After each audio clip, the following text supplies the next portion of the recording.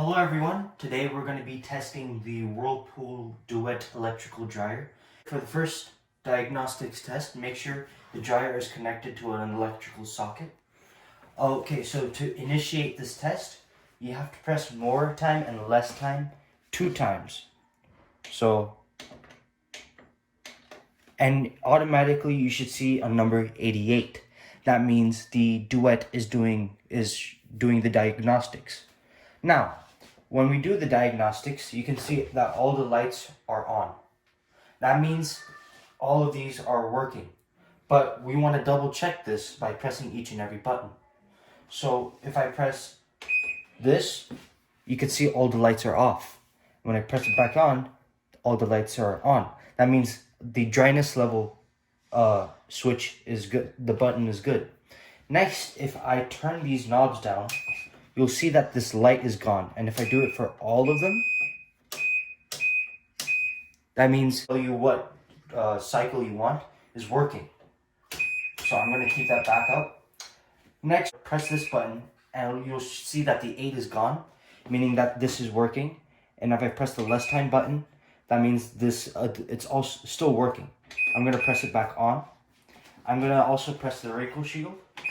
That means the wrinkle shield is working. And next is temperature. If I press it, it shows that it's working. And I'm going to press this, and it shows that it's working. Now I'm going to show you if the door. If I open the door, the number 3E will show up, right? But if I close it and it shows still 3E, that means this door switch here is not working. And that's the problem you have to fix. Alright, so if you did the diagnostics and everything was fine, but it still didn't work, we're going to show you the next step to figure out why your dryer is still not working. So for this step, we're going to have to open the top lid and show you the CPU of this dryer, which controls everything. And so in order to do this, you have to go to the back side, and there will be 3 bolts here. You have to take each and every bolt off. After you did that, you have to slide it like this and open it. This part is the case for the CPU. We have to take the bolts out of this. So what we do is, there's 3 bolts here. 1, 2, 3. You want to take, I already took this bolt off, but I'll take these 2 off. So here's 1. And then here's the second one.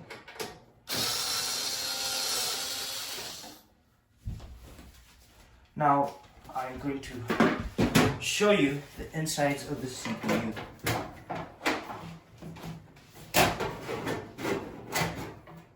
As you can see, the wires here, there are multiple wires. This is the CPU, and we're gonna check this wire.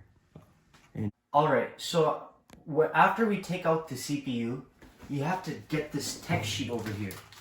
Now this tells you all of the faults in your system. So there's these display/fault error codes, and these show you before the diagnostics test. There'll be, if you see this one of these letters here, that means it shows you what wrong. So example could be a power failure or a user interface or software mismatch. Now after that, if it doesn't show that from the beginning, I'll show you what to do next. Now on this second page here, there's a diagram. As you can see, there's a diagram of this whole system. And there's also some troubleshooting guide. So today we're gonna focus on the won't start cycle when start button is pressed. And this shows you, it tells you where to go. Look at the diagram. There'll be all these connections. For example, there's P1, 3. P1 is the module and 3 is the wire. So if I say P1, 3, we're talking about the P1 module and the blue wire. If it's P1, 4, I'm talking about the P1 module and the light blue wire. In the troubleshooting guide, there's the problem is won't start cycle when start button is pressed. Now, in that, we're going to show you the test tool on page 3, and that will explain what to do. So over here on test 2, we're going to do the motor circuit test, which focuses on the harness connection, the thermal fuse, the belt switch, the motor, the door switch, and the machine control electronics. So the first step we want to do is to unplug the dryer. After that, we have to access the machine's electronics and measurement, checking the P13 and the P14. So with the continuity tester or the resistance tester, and what we have to do is we have to plug these in, and we are going to go over, come here and test P13, which is the blue wire, and P14, which is the light blue wire. This shows the, we have to do this on the resistance test. If it's between 3 to 6 ohms, that means this whole circuit board is broken. Now, if you're trying to figure out if door switch is not working, you have to take this off and you have to use a continuity test on the light blue, and the light brown, and then the light blue and the white to see if the door switch is working. There are several YouTube videos that show how to do the continuity test and the resistance test. After you did the CPU test and everything checks out fine here, but the dryer is still not working, you have to go to the next tests, which are the thermal fuse test and many more. So in order to do this test, we have to go to the bottom, and there will be 2 bolts here. There will be a bolt here and a bolt here. Now we want to take these bolts off to get into the machine. So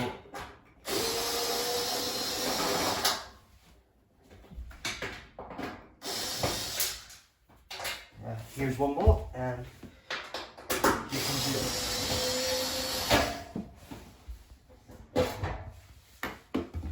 Now I'm just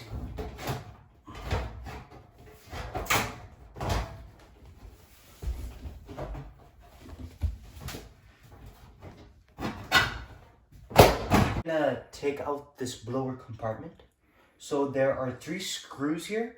There's one here, and one here. So we're gonna take those out right now.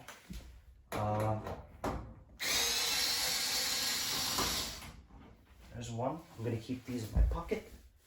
Oh, and also this is a perfect time to take the dust out here. It's the perfect time to clean them.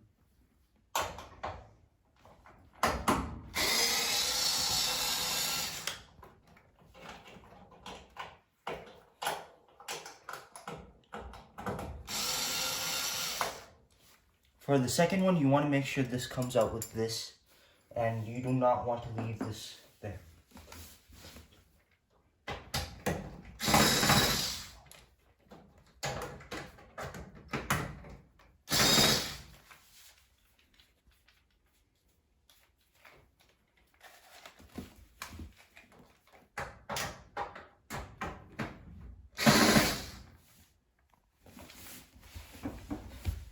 After taking all the screws out, you want to open this dryer, and you have to take out the rinse remover.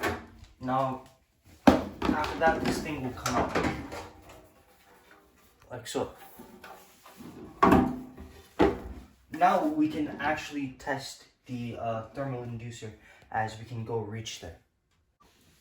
After removing the blower compartment, you'll see that there's a thermal fuse and a thermistor. Right, so on the thermal fuse, there's one screw right here. You want to take that screw out so that you can do a continuity test. If that test shows out fine, that means the thermal fuse is fine. Now next to it is a thermistor. On the thermistor, there's 2 bolts here, one here and one here. Now you want to take these bolts out and do a resistance test. If it checks out fine, this is good.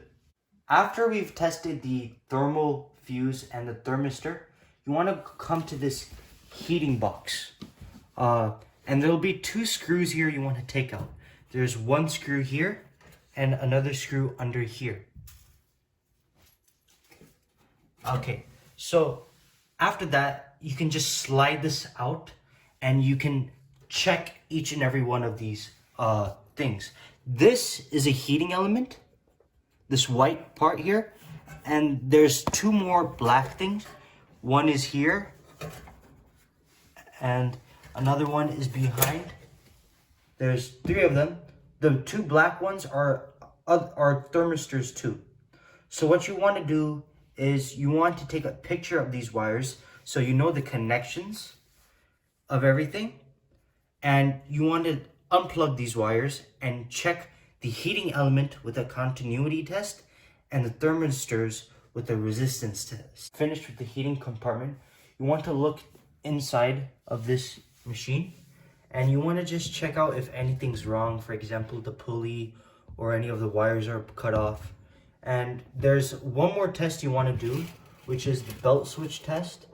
And after you've done that, you're good to go. There are several YouTube videos that show you how to fix the belt switch. So thank you for watching, and I hope you have a good time fixing your machine.